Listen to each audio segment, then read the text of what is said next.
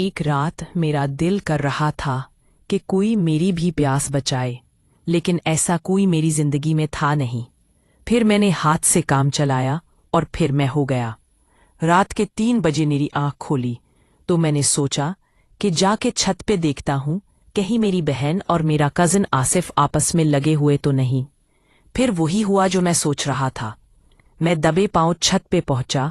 छत पे हमारी एक टूटी हुई चारपाई पड़ी हुई थी। ने छुप के झांक के देखा, मेरी बहन चारपाई पे पड़ी हुई थी और आसिफ उसके साथ बीच मुझे रहा था। ये रात का वक्त था। मैंने सोचा कि मैं वीडियो बनाता हूं ताकि बाद में मेरे ये काम आ सकेगी। मैंने अपना बैल का कैमरा ऑन किया तो वीडियो धुंधली आ रही थी क्योंकि हमारी छत पे इतनी रोशनी नहीं थी। फिर मैंने इन दोनों को काफी देर देखता रहा। इधर से मेरा शेर भी जागा हुआ था और वो भी दीवार मैं नुकरे मार रहा था। फिर वो लोग जैसे ही फारिग होने लगे तो मैं भी ऊपर से एकदम पहुंच गया। मेरी बहन ने मुझे देखा तो वो एकदम बखला के और अपना दम सब कुछ समेटने लगी। आशिक भी वहां से भागने लगा।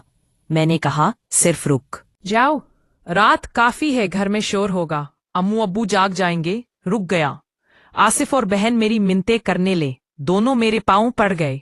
मेरी बहन कहने लगी, भाई तुम्हें खुदा का वास्ता है किसी को मत बताना। और आसिफ भी अब एक तीर से 2 शिकार करना चाहता था। मेरे दिमाग में एक आइडिया आया कि क्यों ना मैं आसिफ की बहन का नाम अदीला है, वो भी बहुत खूबसूरत थी, इसके लिए आसिफ को ब्लैकमेल करूंगा। फिर मैंने आसिफ को कहा, आसिफ अभी रात के तकरीबन 4 बज चुके हैं, इस वक्त तुम मेरे घर में हो और मैं चाहूं तो तुम्हें अभी पंसा सकता हूं। वो कहने लगा, हाँ इमरान भाई, मैं जानता हूं आपका एहसान होगा, मैं सारी जिंदगी आपका एहसान नहीं भूलूंगा, पे मेरा राज राज रहे।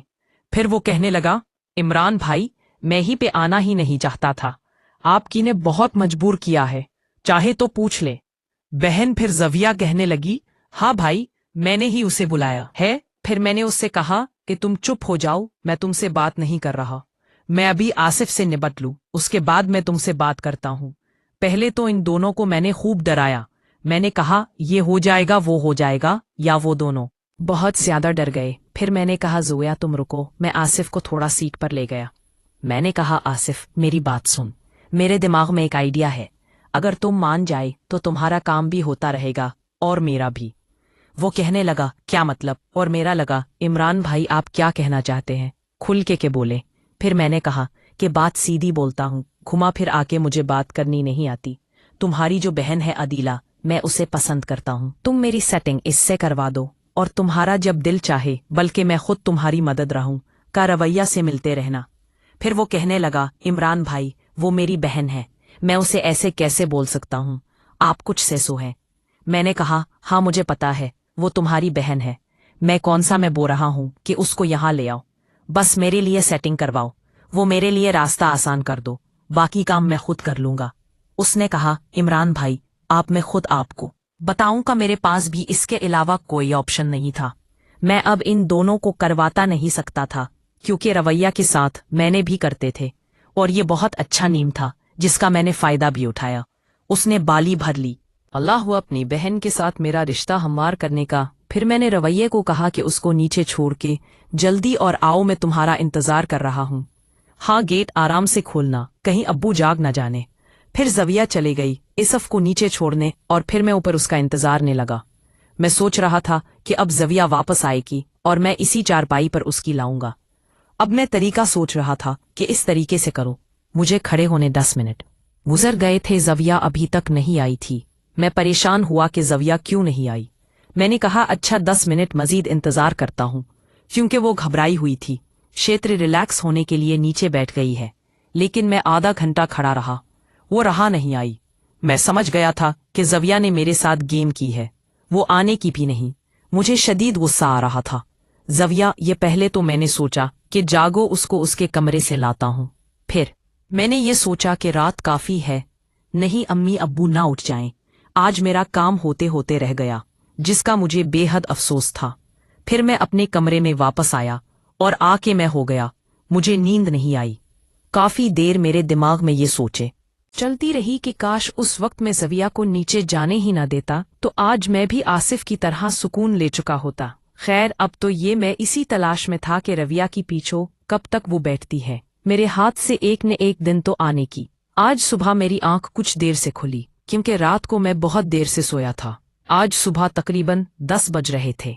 इतने में अम्मी मेरे कमरे में आई। मुझे कहा, इमरान उठ जाओ, नाश्ता कर लो और आज हम लोग पेशावर भी नाश्ता कर लो, हम भी जा रहे हैं तो तुम तैयारी करो और शाम में हमें स्टेशन छोड़ देना। और फिर मुझे याद आया कि आज तो ज़विया पेशावर जाने वाली थी।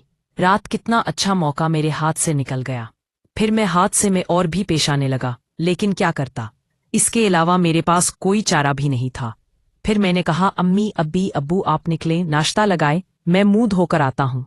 फिर अम्मी ने जब नाश्ता लगाया, मैं आया, नाश्ते की टेबल पर देखा तो ज़विया कहीं नजर नहीं आ रही थी।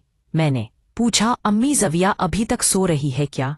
मेरी अम्मी ने कहा, हाँ वो उठी थी, मैंने उसे उठाया, लेकिन शायद उसकी तबीयत कुछ खराब है इसलिए वो अपने रे में है। मुझे पता था कि रवैया की तबीयत क्यों खराब थी। वो मेरे सामना नहीं करना चाहती थी क्योंकि उसने रात को मुझे धोखा दिया था।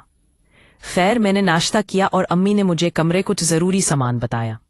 कहा, ये 1000 से ले आओ। मैं 1000 गया, वो सामान लाना वापस आया। कामरान और ज़वैया एक ही साथ सोने पे बैठे हुए थे, साथ आपस में कुछ हल्की सी सरगोशियां कर रहे थे। मैं बड़ा हैरान हुआ कि ये आज तो एक दूसरे के साथ चीचड़े रहते हैं, आज क्या होने इन दोनों आपस में राज की बातें कर रहे हैं। और फिर मुझे हल्का सा डर भी लगा कि कहीं ये ना हो कि कामरान थी के साथ सेटिंग तो नहीं कर ली।